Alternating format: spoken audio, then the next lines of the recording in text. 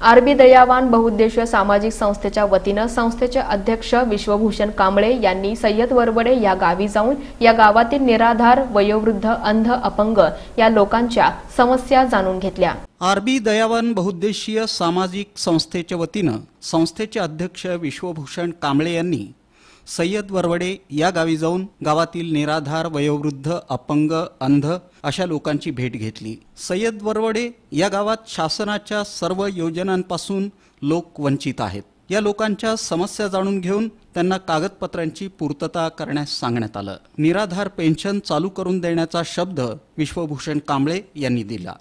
यावेळी प्रियदर्शिनी मोफत वाचनालय संस्थेचे अध्यक्ष नामदेव कुचेकर, पंचायत सदस्या महानंदा नामदेव कुचेकर, अनुराधा पंडित, मिलिंद कुचेकर, महेश कुचेकर, हुसेन कुचेकर, जगदीश कुचेकर, स्वप्नील कुचेकर, दादा सर्वदे आदींची उपस्थिती होती।